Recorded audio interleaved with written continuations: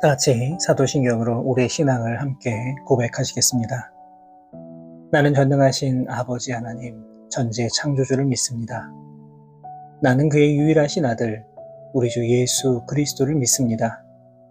그는 성령으로 잉태되어 동정녀 마리아에게서 나시고 본디오 빌라도에게 고난을 받아 십자가에 못 박혀 죽으시고 장사된 지 사흘 만에 죽은 자 가운데서 다시 살아나셨으며 하늘에 오르시어 전능하신 아버지 하나님 우편에 앉아 계시다가 거기로부터 살아있는 자와 죽은 자를 심판하러 오십니다.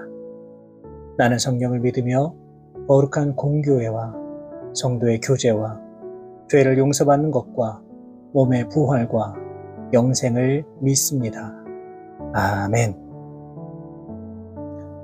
찬송가 87장 내 주님 입으신 그 옷은 함께 찬송하시겠습니다.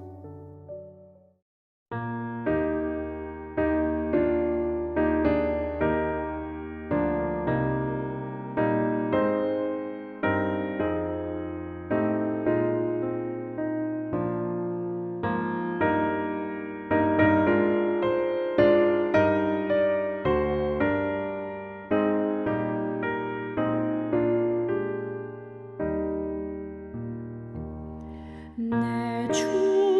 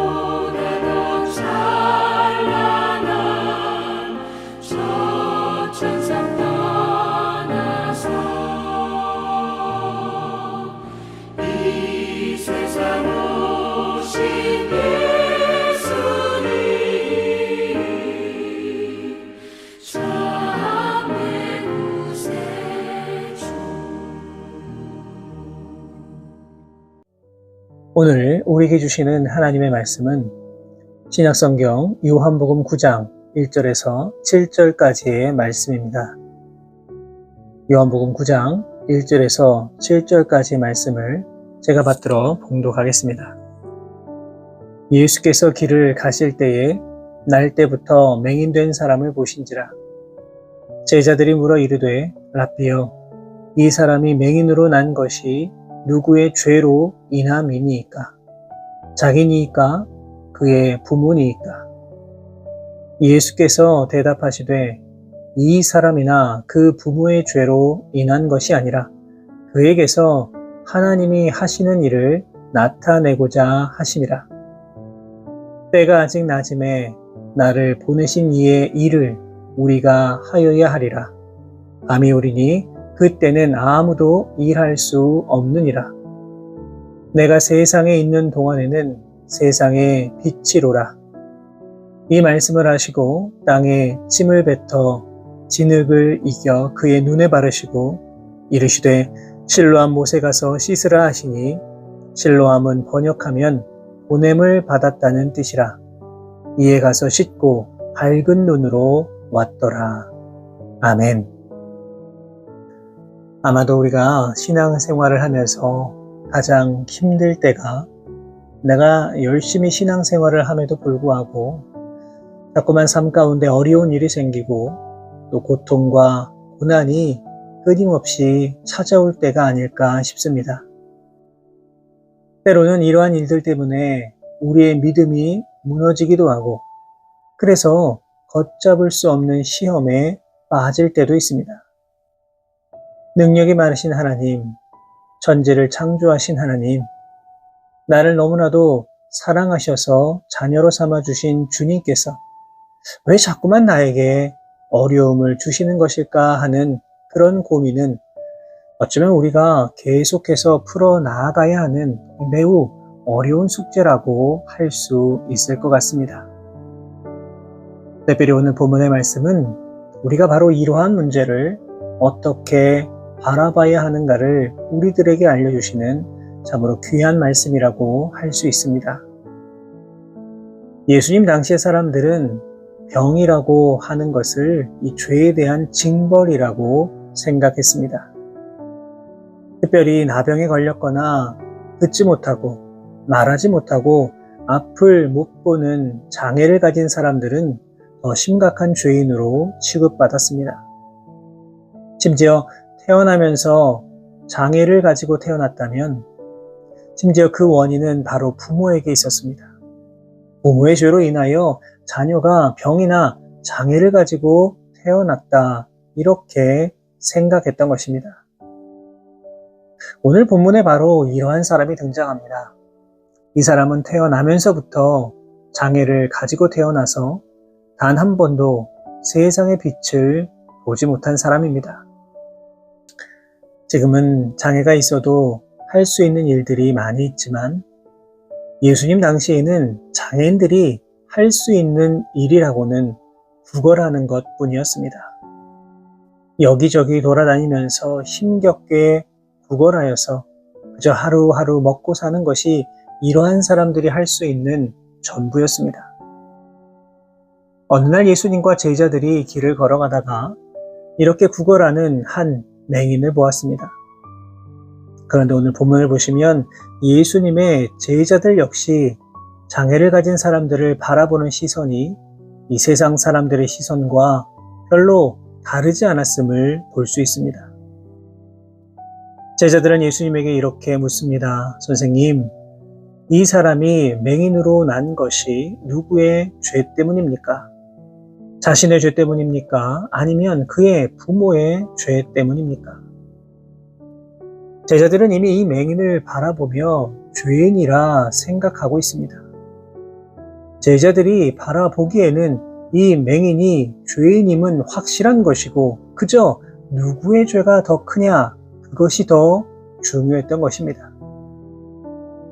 어쩌면 우리도 마찬가지입니다. 믿음을 가지고 살아가는 우리들 역시 이 세상 사람들과 똑같은 시선을 가지고 우리 주변의 이웃을 바라볼 때가 있습니다. 어쩌면 세상 사람들보다 내가 먼저 그들을 정죄하고 내가 먼저 용납하지 못할 때가 있을지도 모릅니다. 그러나 오늘 본문을 통해 우리 주님은 세상 사람들과는 전혀 다른 시선을 가지고 이 맹인을 바라보고 있음을 우리는 보게 됩니다. 예수님께서는 무엇이라 말씀하셨습니까? 본문 3절의 말씀입니다. 예수께서 대답하시되 이 사람이나 그 부모의 죄로 인한 것이 아니라 그에게서 하나님이 하시는 일을 나타내고자 하심이라. 아멘. 오늘 본문의 내용을 통해 당시의 모습을 한번 상상해 본다면 아마도 이 맹인과 제자들, 이 맹인과 예수님의 거리가 그렇게 멀지는 않았을 것 같습니다. 그렇기 때문에 이 맹인이 자신을 향해 말씀하시는 예수님의 음성을 분명 들었을 것이고 어쩌면 이 말씀으로 인하여서 너무나 큰 충격을 받았을지도 모릅니다. 왜냐하면 지금까지 단 한 번도 자신에 대해 예수님처럼 말하는 사람을 보지 못했기 때문입니다. 아마도 이 맹인은 지금까지 내가 이렇게 태어난 것은 다 죄 때문이라고 생각했을 것이고 내가 죄로 인하여서 이처럼 비참한 인생을 살아가고 있는 것이다 이렇게 여기며 살아왔을 것입니다. 그런데 지금 예수님께서 무엇이라 말씀하십니까? 이 맹인이 하나님이 하시는 일을 나타내고자 다시 말해서 하나님의 영광을 위하여 태어났다라고 말합니다.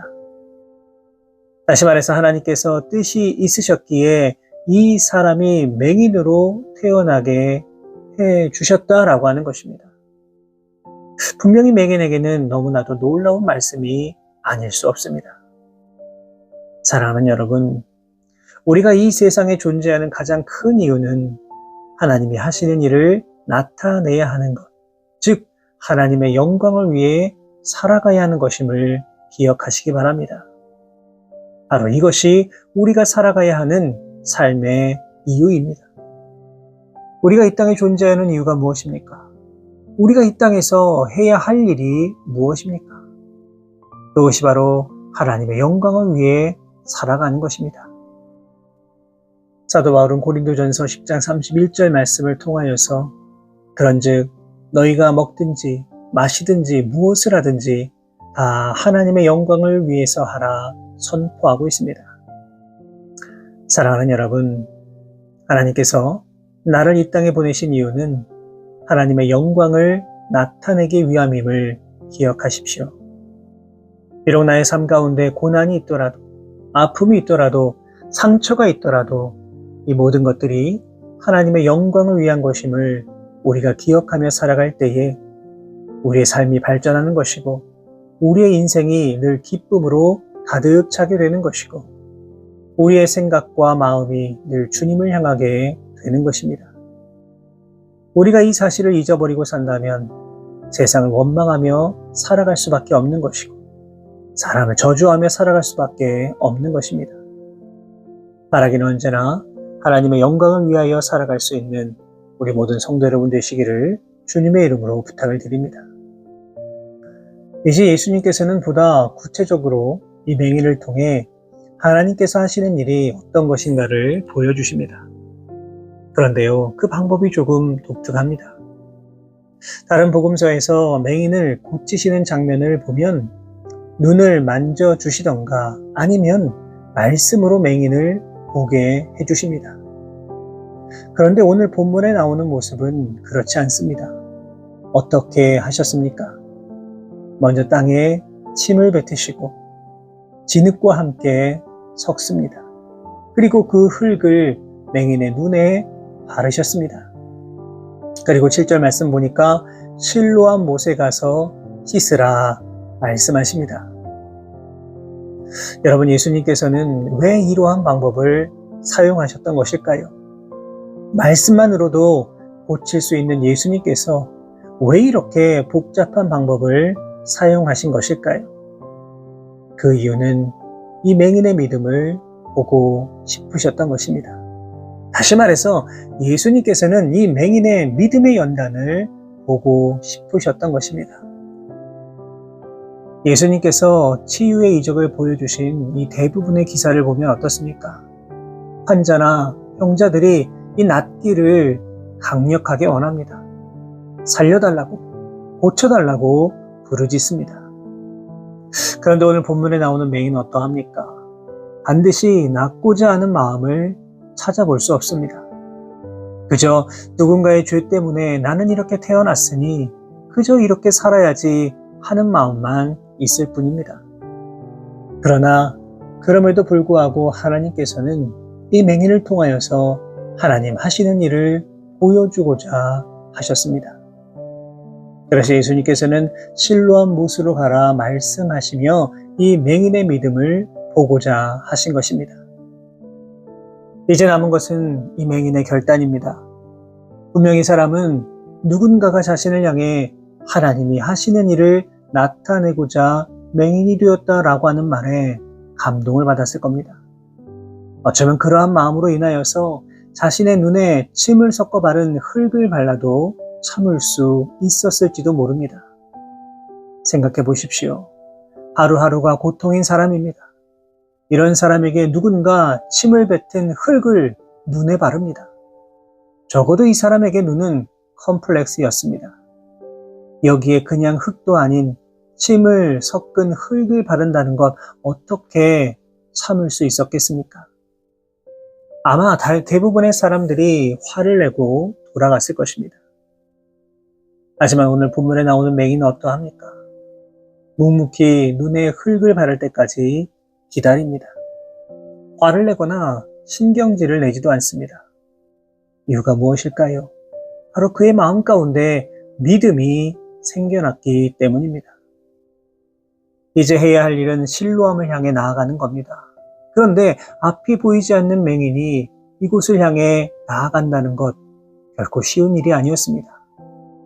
생각해 보십시오.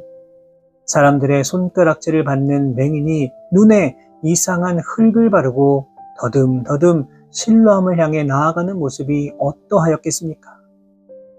어쩌면 사람들의 조롱과 비웃음을 들을 수도 있었습니다. 어쩌면 지금까지 단 한 번도 세상을 본 적이 없는데 내가 이런다고 눈이 떠질까 하는 의심을 품고 그냥 안 갈 수도 있었습니다. 하지만 이 맹인은 어떻게 하였습니까?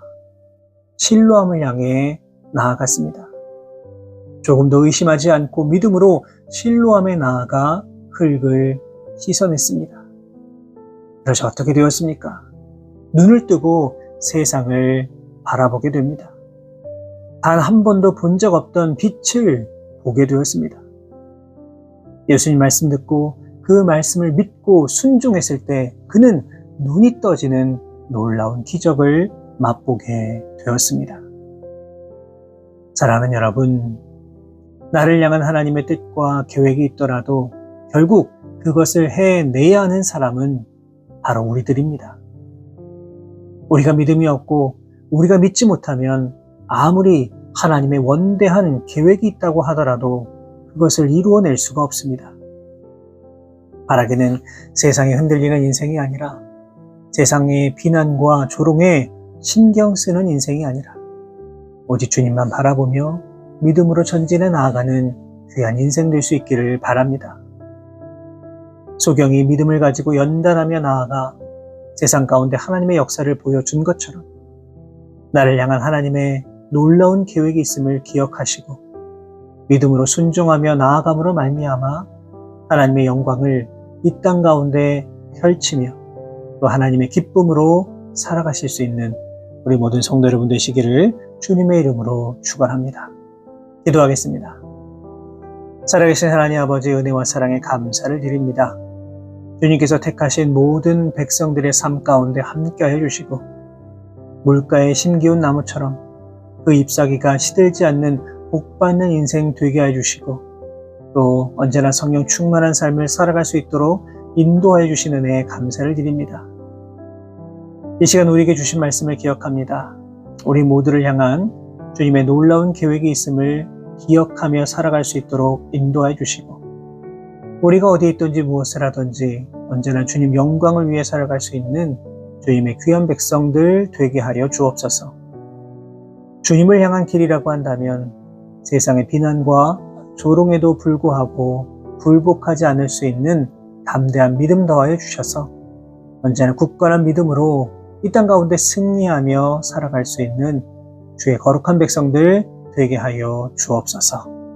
이 모든 말씀 우리 주님 예수 그리스도의 이름으로 기도하옵나이다. 아멘.